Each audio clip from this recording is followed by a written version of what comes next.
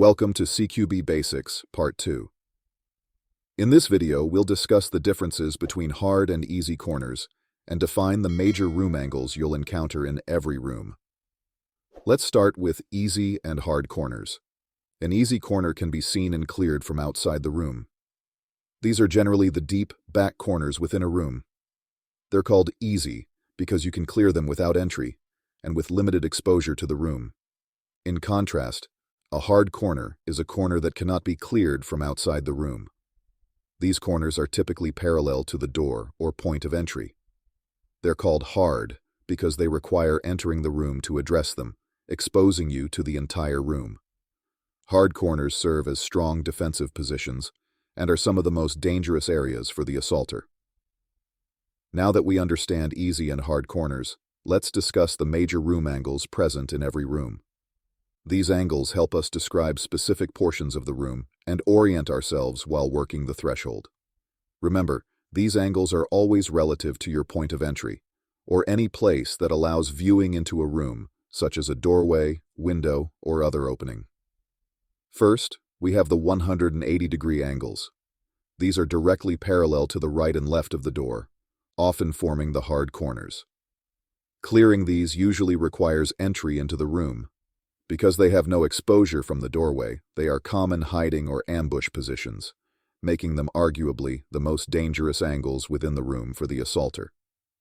Next, let's talk about the 45-degree angles. These are positioned roughly 45 degrees to the right and left of the door. At the 45, you are at an oblique angle from the door or other point of entry, providing a deeper perspective into the room while your exposure remains limited.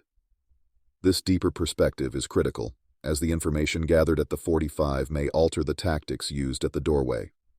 Now we have the 90-degree angle. This is directly in front of the door and splits the room in half. It's a critical checkpoint during room clearing because it helps you assess the room's layout and is a common angle to encounter people. However, at the 90-degree angle, your exposure to the room may be greater while your ability to control the room may become stretched. Lastly, we have the narrow angle.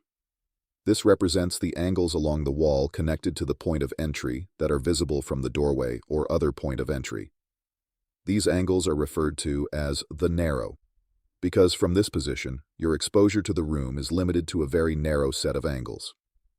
The narrow is commonly the first angle of exposure when approaching a room and is used as a security and bailing position. However, encounters at the narrow can be problematic and dangerous, as proper positive identification can be difficult, and narrow-to-narrow engagements have their unique challenges. Understanding these angles and terms is critical as they will be constantly referenced in future videos and is necessary for follow-on education regarding close-quarter tactics. If you enjoy these videos, please like and subscribe. Also, consider joining my Patreon. The link is down in the description below.